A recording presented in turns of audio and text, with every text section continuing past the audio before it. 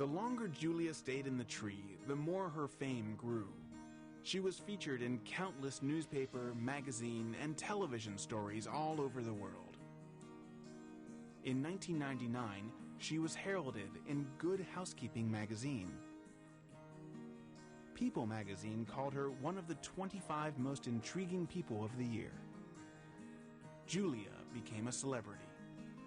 When I was thinking about, okay, if I break the national record, I'll get the spotlight here, it never clicked in my brain that if I was the one to get the spotlight, I'd be the one doing the talking. Hello, this is Julia Butterfly Hill. Hi, top lunar, the over 1,000-year-old. The problem becoming a celebrity or a personality is that people forget that you're a person. I'm not a personality, I am a person. When they turn me into a celebrity or a personality, they make it seem that I am some unattainable goal, and I'm not. I am not a superhero. I am a human being who cares deeply about the planet, who cares deeply about all aspects of life, including other human beings, and I'm someone who is willing to do everything I know to do to try and make this world a better place. Every one of us has that potential. I'd say everyone has their own personal tree to sit in.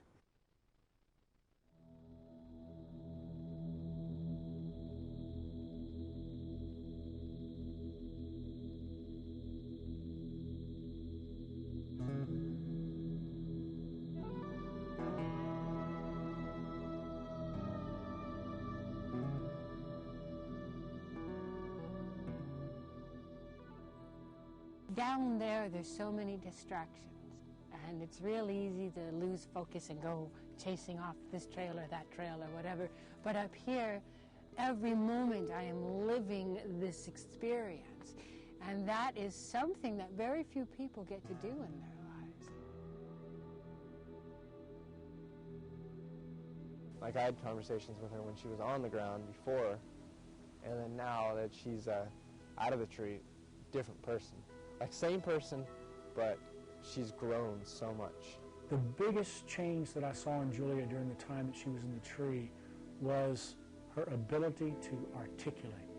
She's become so eloquent, and she knows what she's talking about. Like, when she first started, she didn't know a single drop about the issues around here. And she did do a lot of research, and she knew a lot about the forest issues. Number one, from just seeing what was happening in the river and the forest around her. But she read a lot, she researched a lot, and she's a wealth of knowledge. I think part of it is that I'm living with an ancient being.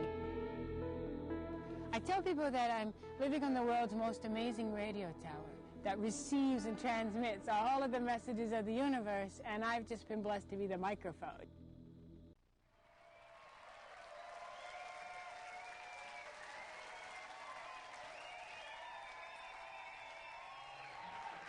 Julia, good night, sweet angel. We're here with you. As for the experience of actually being up in the tree with her, I've never experienced anything like that, and I don't expect to again.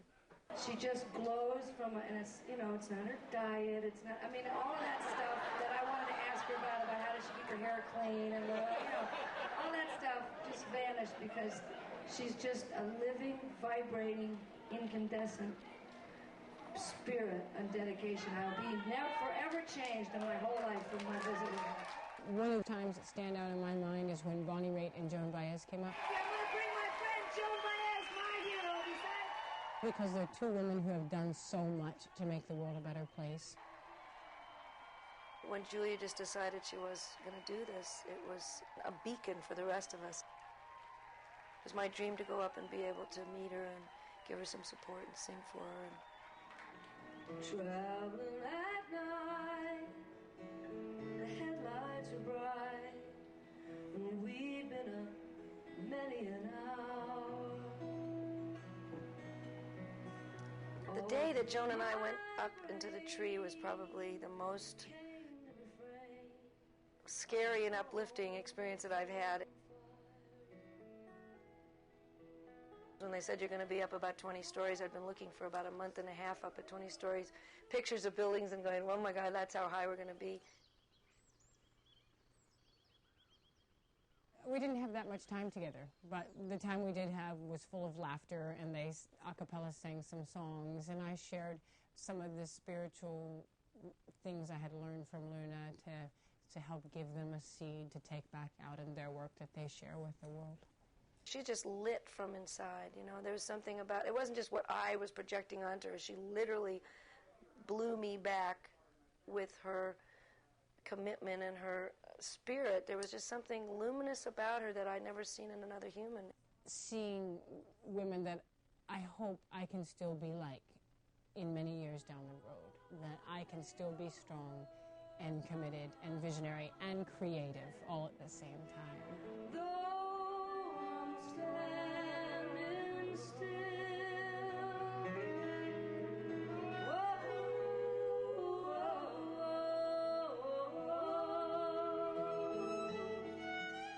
It was the highlight of my life to go up in the tree and meet her. To sit up there for an hour and a half or so and sing songs and listen to poetry and have that exchange with somebody who, in my opinion, is the great heroine of our time.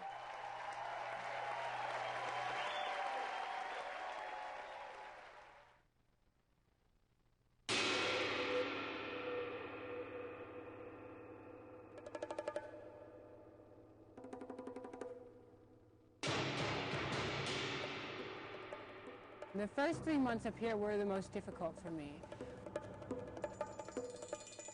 I was broken physically, emotionally, mentally, spiritually. I had to be broken on every level. And the reason I had to be was because when I prayed and I said, okay, if this is what I'm meant to do, then please, Creator, use me. Allow me to be a vessel. In order for me to be a vessel, to be used, I had to have my attachments broken.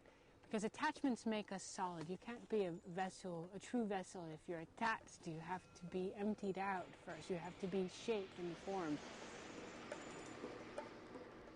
When I climbed into the tree, I was still very attached to comfortability. I was attached to fear. I was attached to anger and frustration and sadness.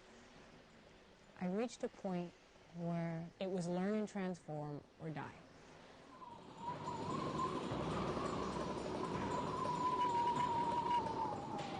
Two days after the men pulled out from having been a siege, the worst storm came.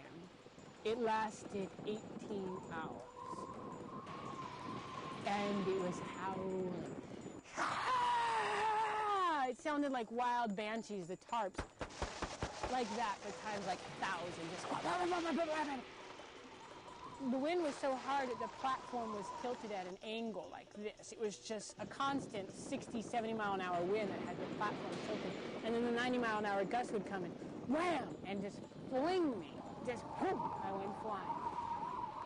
I worried about her a lot, like when it was raining, when it was cold.